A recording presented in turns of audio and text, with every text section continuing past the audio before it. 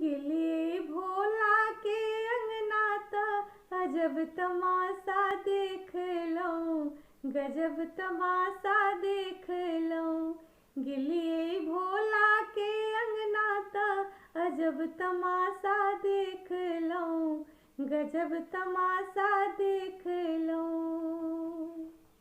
भूत अंगना बहारे, भूत बर्तन माजे, भूत अंगना बहारे, भूत बर्तन माजे।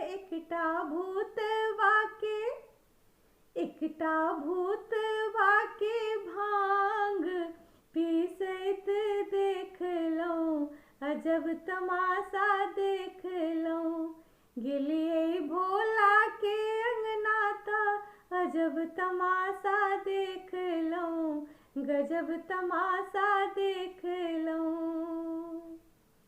भूत भांग सुखावे, भूत बसहा चरावे, भूत भांग सुखावे, भूत बसहा चरावे।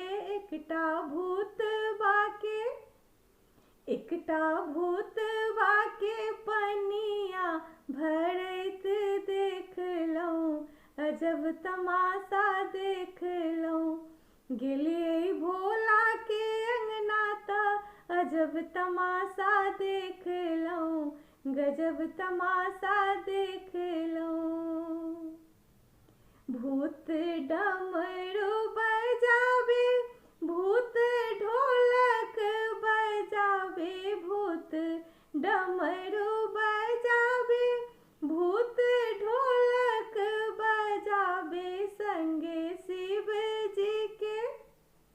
संगे शिव जी के नंगटे नचैत देख लऊं, अजब तमाशा देख लऊं। गिलिए भोला के अंगना त अजब तमाशा देख लऊं, गजब तमाशा देख लऊं।